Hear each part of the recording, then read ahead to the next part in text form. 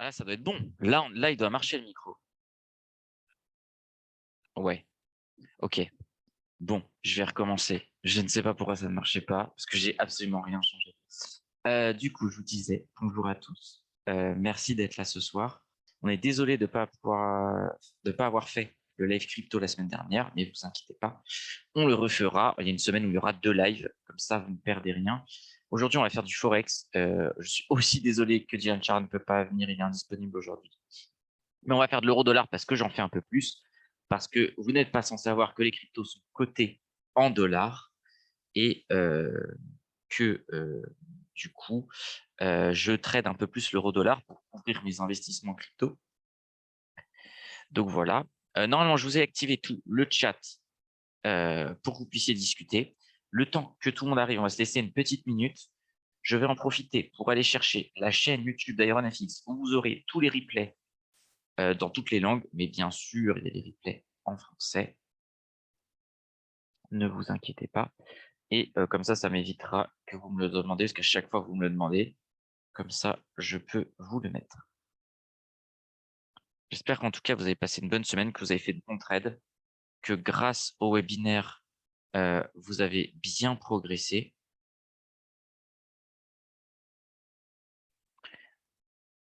Et comme d'habitude, sur ce live trading, je vous rappelle que tout ça, c'est à titre éducatif et indicatif.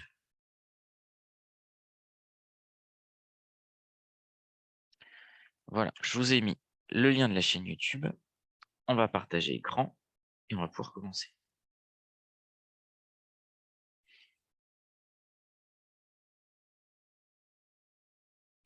Donc, nous voilà sur notre compte de démo. Sur l'euro-dollar. L'euro-dollar qui a un regain de forme, hein, qui était vraiment la peine, comme on peut le voir sur ce graphique. L'euro-dollar, c'était pas la fête. Depuis 1,20, on est descendu à 0,956. Et là, regain de forme pour l'euro. Ça remonte pas mal. Et comme je disais, je le trade un peu plus pour mes investissements crypto. Du coup, on va tracer les niveaux, bien sûr, et on va essayer de comprendre comment on peut essayer de traiter ça. Si vous avez des questions, bien sûr, moi, vous savez, j'aime bien quand les lives sont interactifs. Et du coup, surtout, n'hésitez pas à ce qu'on fasse ça ensemble. Vous intervenez quand vous voulez et tant qu'il n'y a pas de trading, je peux vous pick up comme ça. Et c'est très intéressant si on peut construire le graphique ensemble. Je sais que vous êtes aussi nombreux à regarder en replay. Venez en live, c'est encore mieux parce que je vous donne la parole. Et même si vous voulez faire un live avec moi, il n'y a pas de problème. J'ai déjà proposé un live où vous pouvez trader et moi, je vous corrige en direct du mieux que je peux. Je dis pas que j'aurai tout le temps raison, mais le but, c'est d'avoir le plus souvent raison pour essayer de vous améliorer. Alors, comme d'avant, on prend la petite croix, on essaye de remonter. Là, c'est quand même un plus bas depuis très longtemps. Donc, ce niveau, on peut le placer. Lister les objets. Celui-là, on va le mettre en rouge, tout simplement parce que comme c'est un plus bas depuis des années, on va estimer que quand même, il est assez robuste. Ensuite, on continue de remonter. On a un autre niveau ici à 0,96. Je l'aime pas trop. Il ressemble un petit peu à ça. C'est vrai qu'on pourrait dire qu'on a un pivot ici. On pourrait se dire un petit niveau plus orange. Mais c'est pas le niveau de l'année. Donc, vous vous souvenez, si vous avez suivi les précédents webinaires, les niveaux rouges, ils sont très forts, très fiables. Orange, un petit peu moins. C'est un peu plus, un peu moins solide. Et après, c'est les niveaux jaunes qui sont plus proches de ce qu'on pourrait appeler un pivot. Voilà, on continue de remonter. Si vous avez des questions, vraiment, n'hésitez pas. Je le mets un petit peu plus bas parce que je préfère que ça soit sur ces clôtures de bougies préférées, en général, faites sur des clôtures de bougies. Donc là, on voit qu'on a un niveau. Mais là, entre ces deux niveaux-là, il y a 20 pips. Du coup, on va préférer le caler sur les clôtures des bougies que ici. Parce que là, la clôture de bougie, ici, elle est ici. Et du coup, on voit qu'on a un autre niveau qui correspond fermeture. Ici, presque fermeture, mais qui correspond à cette mèche. Et là, on a tout sur les clôtures de bougie qui correspond à ça, qui correspond à ça. Vous voyez, plus on met de corps de bougie, plus le niveau est quand même solide. Alors que les mèches, c'est un peu moins solide. Sauf bien sûr, là, vous avez un cas où j'ai mis des mèches. C'est parce que ça fait 20 ans qu'on n'a pas vu ce prix. 20 ans, j'exagère un peu, mais à 2022, ça fait peut-être ça m'étonnerait pas. Hein.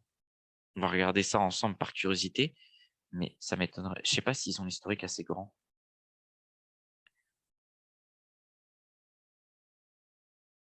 Franchement, je dis pas trop de conneries. Après, j'avais fait un énorme document en école de commerce là-dessus. Ça fait 20 ans qu'on n'avait pas vu ces niveaux. Donc, on peut, vous voyez, c'est quand même un niveau rouge et on voit que ça a super bien rebondi sur les niveaux d'ici. Ce serait pas impossible qu'on aille plus bas. Hein. Moi, je serais d'avis, même si bien sûr, ça n'empêche pas qu'on puisse remonter là vers les 1,7, qu'on aille plus bas hein, au vu de la santé économique de nos pays. Alors, on revient. On reprend notre petite croix. Peut-être on va zoomer un petit peu. Voilà, ça va être un peu plus simple. Je suis désolé, je suis un peu enrhumé. Du coup, j'ai le nez qui me pique un petit peu. Désolé si je reprends mon souffle de façon impromptue parfois. Donc, on remonte. Là, on va dire que ça correspond avec ce niveau rouge. Là, non, j'aime moyen. On pourrait dire, quand on aime moyen, on pourrait dire que c'est un niveau jaune. Je vais vous l'expliquer tout de suite. On va zoomer. Il y a quelque chose, mais c'est pas non plus extraordinaire. Oui, donc là, on pourrait dire, il y a combien d'écart? Ouais, non, c'est beaucoup. Là, on touche, là, on touche, là, on touche pas. On touche, on touche, on touche 3 fois. Là, on pète, mais on revient bien dessus. Vous voyez, ça fait plus en fait pivot. On oscille autour de ce niveau. Donc, on sait qu'il se passe quelque chose du style, si on a un take profit court terme, rien ne nous empêche. Imaginons, on est là. Je dis une bêtise. Hein. On va voir qu'on a un petit niveau. Là, je le vois tout de suite. Ici, ici, ici. Je décide de vendre là. Si on est dans une stratégie plus court terme, on peut se dire qu'on prend nos profits ici, parce qu'il y a de très grandes chances qu'on remonte après sur ces niveaux-là, et avant de redescendre tout de suite ici. Parce que ça, c'est pas un niveau extrêmement fiable. En revanche, si on est sur une stratégie très long terme et qu'on ne veut pas sortir, eh ben, on ne sortira pas sur le niveau jaune et on attendra les niveaux rouges. On attendra plutôt celui-là. Et oui, c'est pour vous expliquer un petit peu le cheminement. Quoi. Parce que bien sûr, le niveau jaune, ça se trouve, il va être transpercé, on va être directement là. Quoi. Mais si on est dans une stratégie court terme, c'est bien différent d'une stratégie long terme. Du coup, on continue nos niveaux. Donc, on a celui-là qui n'est pas terrible. Et vraiment, faites comme ça. Vous remontez le graphique avec la croix. Là, on a quelque chose, mais c'est plutôt de l'ordre du orange. Parce que là, ça marche bien. Là, ça marche moyen parce qu'on tient un peu, mais derrière, ça casse. Là, c'est exactement pareil, mais à l'inverse. Là, ça casse. Là, ça tient, mais hein, on va dire ça tient moins le quart. Pas énorme. Vous voyez, on est sur de l'ordre du pivot, mais un petit peu plus solide que celui-ci. Après, on pourrait mettre des dizaines de couleurs. Disons que celui-là, on va le mettre en orange, mais on va dire que c'est un orange un petit peu plus clair, un petit peu moins puissant que ce orange-là. Ce orange-là, je l'aime bien. Il est vraiment orange foncé. Ça, c'est plutôt orange clair. Après, il faut l'avoir dans sa tête. Et rien ne vous empêche, pour un petit stylo, vous notez sur votre carnet. De toute façon, je vous dis à chaque fois dans la comment préparer sa séance de trading. Vous mettez les plus, les moins, et ça vous aide à préparer votre agressivité, la façon dont vous allez rentrer sur le marché. Voilà, ça c'est un niveau qui fonctionne moins bien, ça c'est un niveau qui fonctionne bien. Et on peut noter après la différence. Hein. Parce que si vous pouvez mettre plusieurs couleurs. Moi, j'aime pas. D'habitude, moi, je mets tout en rouge et après, je sais dans ma tête les niveaux qui sont plus ou moins puissants. Mais pour les débutants, c'est bien de garder ce côté couleur. Là, pareil, vous voyez, on continue de remonter. Et là, c'est un orange parce que là, ça fonctionne moyen. On est plutôt de l'ordre du pivot. Ici, ça fonctionne bien. Là, ça fonctionne bien, là, ça fonctionne bien, mais sur ces deux-là, ça ne fonctionne pas, parce qu'ils sont éclatés. Et là, ça fonctionne bien. Comme on est sur quelque chose qui ne fonctionne pas tout le temps, on va rester sur du orange. Et c'est pareil, là, c'est un orange plus foncé, c'est pas un orange clair comme ça. Et là, vous voyez la différence. On pourrait dire, mais là, regarde, Benjamin, ça marche pas. Là, ça marche et là, ça marche. Mais c'est quand même bien plus solide. On va dire, vous voyez, une fois, ça marche moyen, parce que là, ça tient, ça casse. Et là, quand ça pète, on revient quand même dessus. Là, ça tient. Là, on pourrait dire que ça tient. Il y a un petit jeu, mais c'est pas grave. Là, il y a combien de points d'écart? Non, il y a quand même. Là, il y a 100 pips. Let's go. Mais en gros, il tient plus qu'il ne tient pas. On pourrait dire que c'est un petit rouge clair. Ça, c'est un rouge foncé, mais quand même, on peut le qualifier de rouge. Parce qu'il fonctionne plus que de moments où il est hésitant ou que de bougies où il ne fonctionne pas. Je vais regarder s'il n'y a pas des petites questions. Non, ok, c'est que ça doit être assez clair. Je regarde en même temps sur le téléphone. Alors.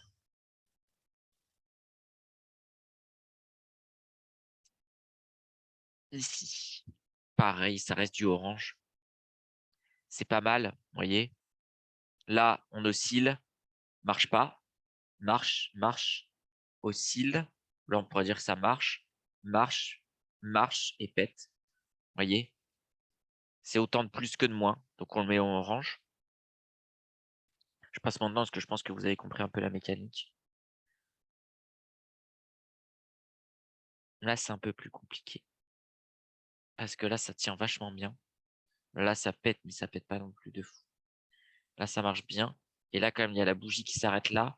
Donc, si on a acheté là, qu'on revend là, on peut acheter plus bas. Ça, on va dire, ce sera un rouge clair. Mais il est quand même bien ce niveau. Mince. Je vais le supprimer parce que je l'ai mal tracé.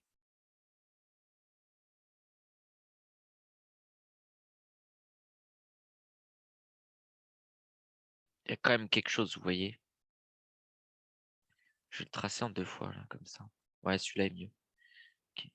Donc, celui-là, on le supprime. Et celui-là, on va le mettre en rouge. Mais si vous voulez, après, vous faites une palette de couleurs plus grande. Celui-là, c'est un peu un rouge clair.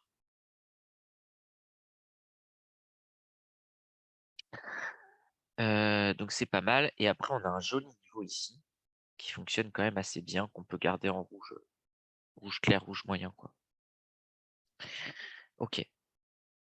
Ensuite, on dézoome en 15 minutes, on voit si ça correspond. Ça correspond plutôt pas mal, hein. Là, on pourrait essayer de taper des ventes. On pourrait se rajouter un niveau intermédiaire ici de 15 minutes. Qui marche plutôt bien. Là, cette zone, elle marche bien.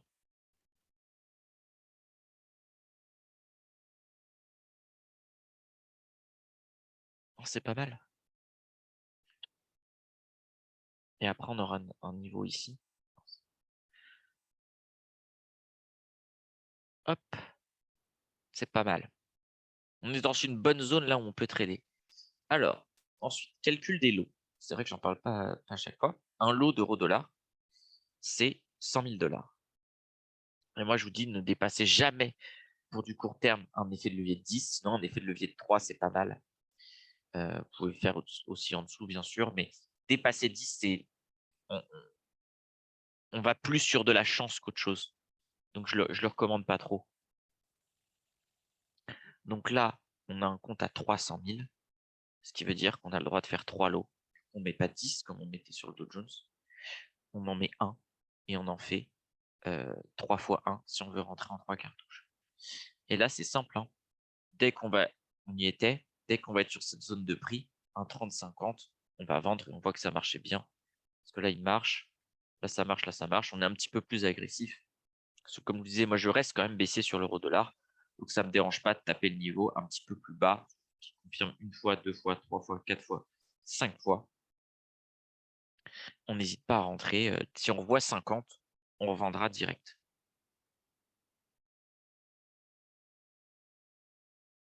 Alors, ça reste quand même un marché qui est moins dynamique que les indices. Hein. Moi, je trouve qu'on s'éclate moins sur,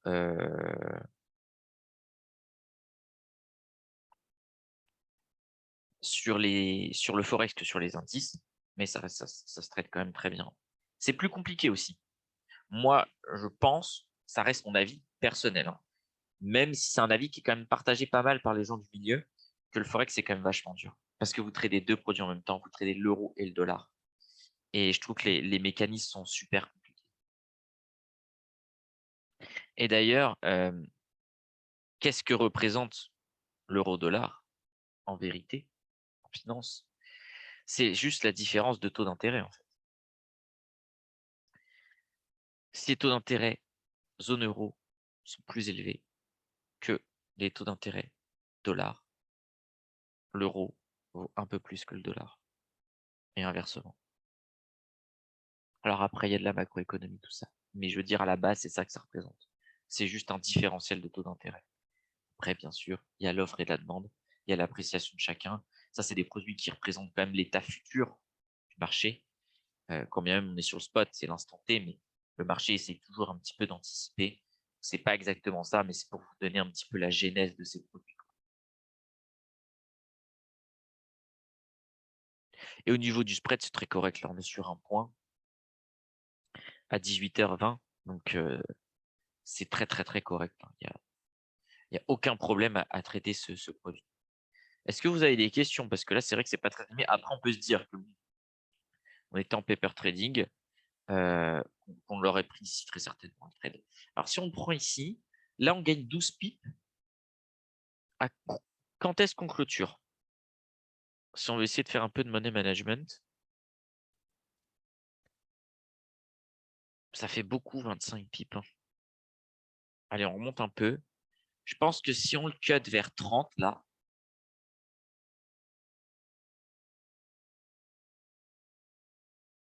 entre 30 et 25, il y a un petit quelque chose.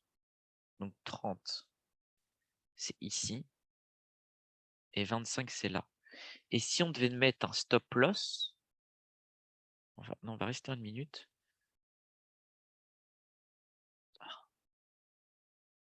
Parfois, la plateforme est un peu capricieuse. Je dirais que ouais, le stop loss, c'est au-dessus de ces niveaux-là.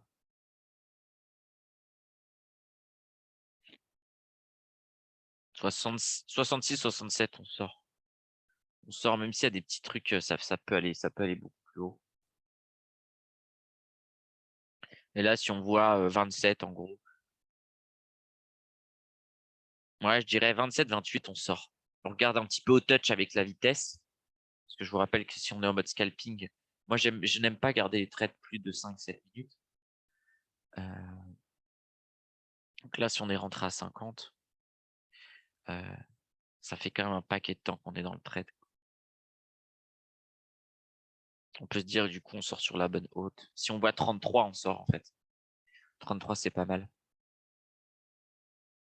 Je pense qu'on peut les avoir.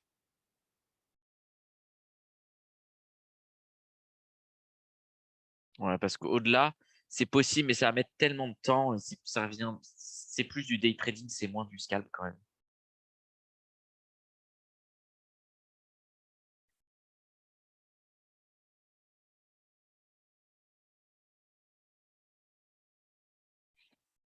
On va regarder aussi si on peut faire un petit point sur le calendrier économique, s'il y a des choses intéressantes. Pour ceux qui le regardent en replay, qui du coup profitent moins du côté live, mais où je suis sûr que vous voulez pas mal d'infos. Alors, le temps que ça bouge pas, bon là ça remonte un peu, rien de grave.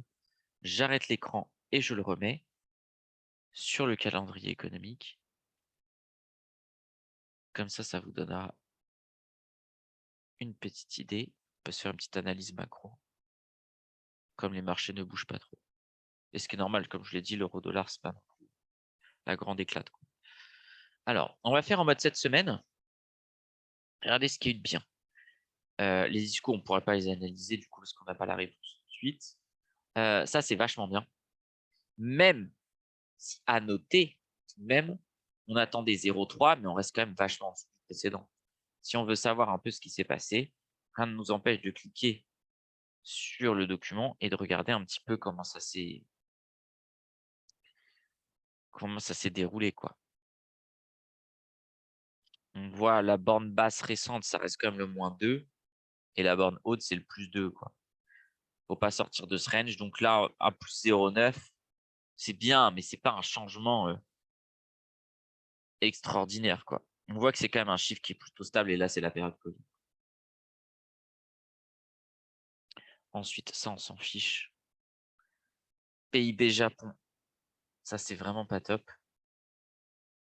Investissement en immobilisation, ça reste clos, c'est pas un truc qu'on regarde énormément. Salaire moyen, ça, c'est très bien. C'est très, très bien. Il faudrait le comparer avec le taux d'inflation du GBP, enfin du GBP en Angleterre, pour pouvoir dire si... parce que si on a 6% de hausse de salaire et 12% d'inflation, bah ça, c'est pas suffisant. Après, il faut le comparer, bien sûr, aux pays de la zone euro. Parce que si elle fait mieux, on pourra dire, bon, c'est pas terrible, ça fait quand même mieux qu'ailleurs. Donc, c'est quand même intéressant. Je regarde un petit coup sur notre euro-dollar. Il ne s'est pas passé grand-chose, on a un petit peu baissé. On attend toujours nos 33. Ensuite, l'inflation en France, ça tient. Ça tient, ça tient. Ah oui, j'ai pas parlé taux de chômage, un petit peu moins bien quand même. On voit que l'évolution de l'emploi, ça baisse un petit peu. Et que les demandeurs d'emploi, par contre, peut-être qu'il y a pas mal de gens qui sont sortis des chiffres. Parce qu'on voit qu'on attendait 17 000 demandeurs d'emploi, enfin de plus. Au final, on a eu 3-3, mais on voit que ça n'a pas recruté, donc faire attention quand même. Peut-être des gens qui n'ont pas le droit en fait au chômage, qui du coup sortent un petit peu de ces chiffres. Le ZIU, c'est extrêmement mauvais. C'est vraiment mauvais, parce que même si c'est mieux, le moins 64 veut dire que la plupart des grands acteurs économiques pensent que la croissance n'est pas encore là, que ça devrait encore baisser. Donc ça, c'est extrêmement mauvais, même si c'est toujours mieux d'avoir un chiffre vert, hein, c'est mieux que les prévisions, mais ça, c'est un chiffre, ça fait très longtemps que je ne l'avais pas vu, quoi. On a été pendant très longtemps dans des chiffres ultra positifs. Et là, on a quand même, en gros, là, ça va, mais depuis le Covid, on a quand même vachement de négatifs, quoi. Moi, j'ai connu des périodes où, voilà, c'était quand même très souvent au-dessus de 60-70. Et là, c'est quand même relativement mauvais. On voit quand même qu'il y a un lag, hein. C'est là, le DAX n'a pas non plus explosé depuis 2018 alors qu'ils étaient ultra positifs, hein. C'est pas des chiffres à prendre, comment dire, au pied levé et à dire tiens, ils pensent moins bien, du coup on vend. C'est à voir dans une logique globale. Ça, je pense que c'est bien. Balance commerciale un petit peu moins pire que prévu. Le ZIU zone euro, qui quand même est un peu moins bien que. Alors, c'est sentiment économique. Ça va comparer celui-là. On pense que l'Allemagne est quand même un petit peu au-dessus de la zone euro. Je check un petit peu. Ouais, ça a un peu remonté. Bon, de toute façon, il ne se passe pas grand-chose sur notre euro-dollar. Je pense que ça, c'est ce qui va vous être le plus utile, hein. On a fait les niveaux. Maintenant, je vous fais la petite analyse macro. Et ça vous suivra pour la semaine prochaine. D'ailleurs, dites-moi aussi, soit votre account manager si vous regardez en replay, soit dans le chat, si l'horaire vous convient. Je ne peux pas non plus faire tous les horaires possibles et imaginables, mais si l'horaire ne vous convient pas, on peut aussi le changer. Le but, c'est qu'il y ait le plus de monde en live, parce que j'aime bien quand c'est interactif, comme vous le savez. Inflation, vous voyez, on n'est pas allé le chercher parce que je savais qu'il sortait après. 11% contre notre 6% hausse de salaire. Voilà, quoi. Tu prends un bon petit 5,1 tous les mois, donc c'est quand même énorme, énormissime.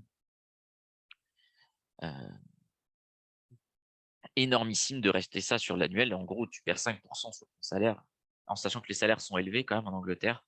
C'est quand même beaucoup d'argent, beaucoup de pouvoir d'achat en moins, à comparer du coup après avec la zone euro. On note, vous voyez, petit stylo, petit papier, je vais noter, il y a 5% de spread entre l'inflation et la hausse des salaires.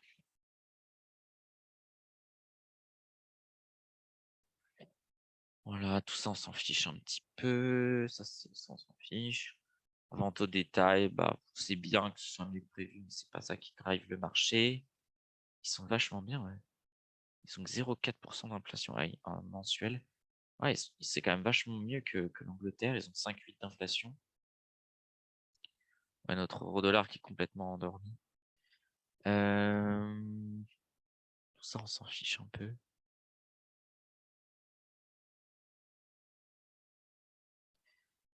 Alors, on voit qu'il y a moins quand même zone euro que Angleterre.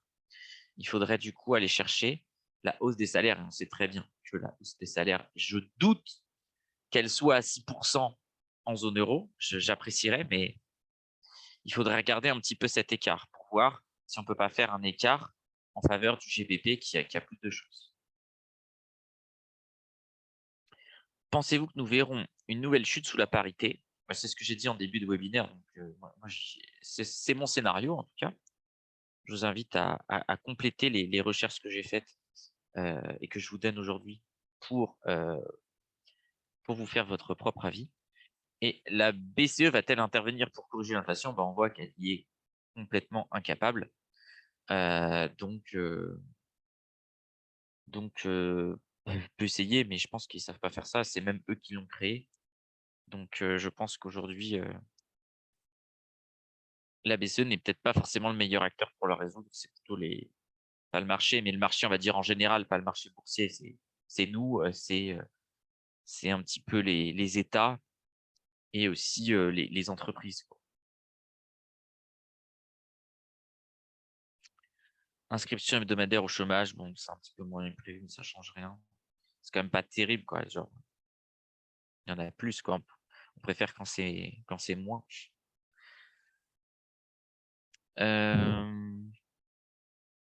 Et ça, bah après, on attendra puisque nous ne sommes pas encore vendredi, mais si on veut essayer de pré-shot, vente au détail. J'aurais tendance à dire que, en tout cas, ici, ce soit un petit peu meilleur prévu, ce qui expliquerait encore l'inflation et ce qui expliquerait la hausse de salaire. Il y a de grandes chances que ce chiffre finisse au-dessus de 0,6 et du coup, ce qui améliorerait celui-ci aussi.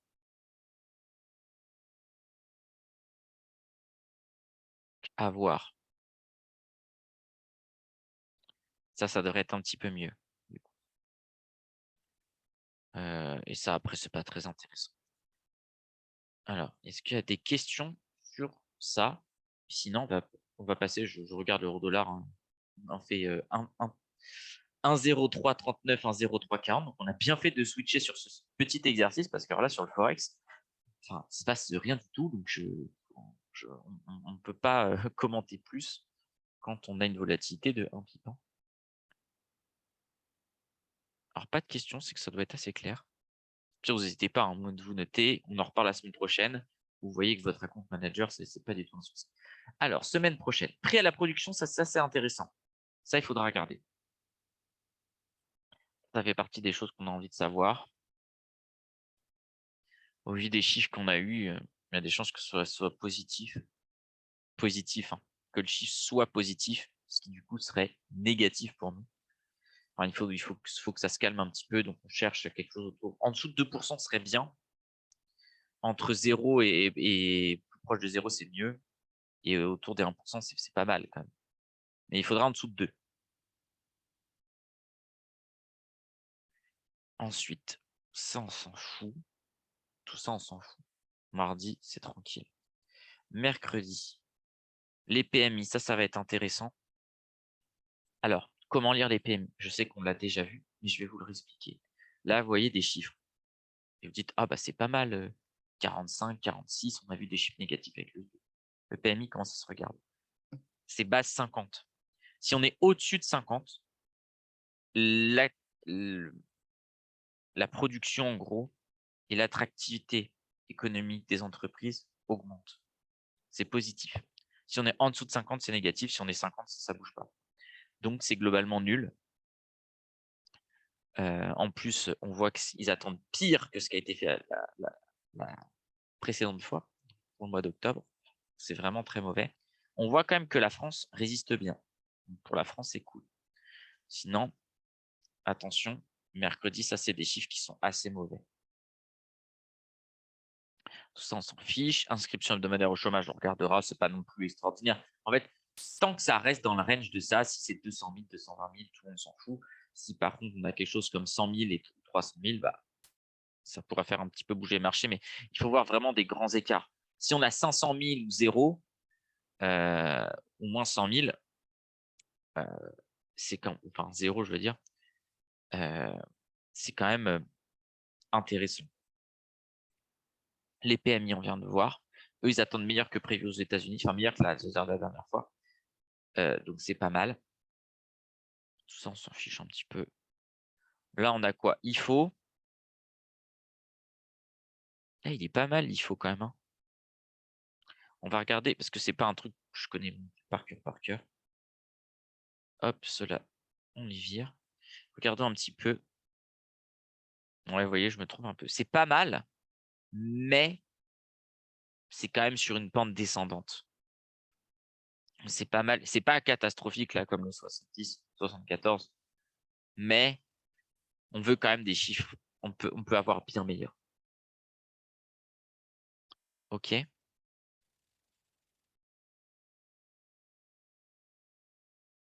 Alors, est-ce qu'il y a des questions là-dessus? Sinon, on va retourner sur notre graphique. Vous voyez que c'est pas passé grand-chose. Mais est-ce que vous avez des questions sur tout ça? Et puis sinon, bah, on va s'arrêter là parce que je trouve qu'on a bien fait le tour pour préparer la semaine. Donc, on peut faire un petit point sur les autres marchés. Hein. Vous voyez, on est globalement, nos niveaux marchent super bien sur Dow Jones. Hein. Je vous recommande. Alors, bien sûr, c'est pas parce qu'ils ont marché qu'ils vont marcher dans le futur, mais quand même, quand je regarde ce qu'on a tracé, à chaque fois, ça correspond à quelque chose. Hein. Quand il y en a beaucoup en même temps, c'est que c'était des niveaux intraday. Mais si on regarde en daily, ça parle. Hein. Ce qu'on trace, ça revient. Et on les a tracés il y a un moment, parce qu'on a commencé début septembre. Donc, c'est quand même vraiment bien ce qu'on a fait. Et je vous invite à regarder les replays à chaque fois. Sur Dow Jones, c'est impressionnant de réussite. Mais on voit que ça s'effrite. On est quand même sur quelque chose d'un peu moins sexy sur Dow Jones. Quand même plus de chances que ça finisse vers le bas que ça parte là, à la hausse. Le gold, c'est normal qu'il ait monté, puisque comme je vous l'ai expliqué, on paye du gold pour se couvrir des actions. Le gold, je serais plus, plus, plus positif, parce que quand même, on rentre dans des périodes un peu plus d'incertitude. Et du coup, payer du gold, c'est quand même pas si déconnant. Moi, je trouve que ça se fait. Là, c'est un petit peu cher, mais sur ces niveaux de prix-là, quand même, ça se paye là, 55, ça se paye. Quand même plus de chance là pour le coup que ça parte vers le haut, ça redescend. La vol, qu'est-ce qu'elle nous raconte? Bah, elle revient sur les niveaux les plus bas là qu'on a eu les dernières années. Elle a bien retapé. Ça, en analyse technique aussi, ça marche très très bien la vol en ce moment. Et le pétrole, j'ai vu, est-ce que j'ai eu une notification tout à l'heure que ça retombe pas mal. Peut-être parce que l'activité retombe aussi. Et du coup, pétrole n'est plus sur les niveaux sur lesquels il était. Désolé. Pétrole, il y aura peut-être un petit bail à faire sur cette zone-là. Là, c'est pas mal. 78. 78, 77,5. Avec un petit stop. En fait, ça coûte pas cher de payer ça. Ça coûte pas cher parce que derrière, on met un petit stop. Genre 75. Ouais, à 75, on sort. Ça coûte 3 $ quand derrière, on peut en prendre 24, quoi. Non, c'est pas mal. 14, pardon, pas 24. C'est pas mal. On peut se payer, franchement, ça se paye. On paye 78. On revend 90. 90,05. On tente pas non plus d'aller trop loin. Comme ça, on est safe. Non, franchement, je trouve ça bien. Voilà. Bah, comme ça, j'espère que ça vous a plu. On a couvert tous les marchés pour la semaine prochaine. Je touche du bois. J'ai une belle table en bois pour que ça continue de fonctionner. Parce qu'à chaque fois, les webinaires ont plutôt bien marché. À chaque fois qu'on a fait, je suis assez content des prévisions, en tout cas à long terme. C'est vrai qu'on a un peu de mal sur le scalping parce qu'on est toujours dans des horaires un peu bizarres. Parce que je sais que vous êtes au travail et forcément vous préférez les webinaires à 18h que les webinaires à 16h. Quand on a fait celui à 16h, ça a très bien marché, beaucoup mieux que ceux de 18. Donc on a vu tous les marchés, en tout cas ceux que je maîtrise un peu plus que les autres. On a vu le calendrier économique. Si vous avez des questions, je vous invite à revoir avec votre account manager. Il y a aussi donc tous les replays que je vous ai mis sur la chaîne IronFX. Si vous avez des sujets en particulier, là, on est en train de remonter la nouvelle vague de sujets. Donc, demandez-le. Aujourd'hui, on est le 17 11. Je vais envoyer des webinaires déjà demain, mais si possible, si vous avez le temps de la regarder le 17 ou le 18, remontez très très vite ce que vous voulez comme type de webinaire. Et moi, je m'adapte. Et bien sûr, là, c'est dommage que Dylan est souffrant et ne peut pas venir avec nous. Mais je peux vous trouver quelqu'un, comme je vous l'ai dit, qui est bien plus expert que moi dans certains domaines, parce que c'est vrai que le forex, c'est quand même moins mon truc. Voilà, je vous le dis très honnêtement. Donc, on peut essayer de vous trouver des personnes plus adaptées. Du coup, je vous souhaite une excellente semaine de bons trades. Et puis, pensez à votre money management. Pensez à re-regarder les vidéos si vous sentez que vous êtes un peu plus fébrile. Et voilà, à la semaine prochaine. Merci beaucoup. Salut.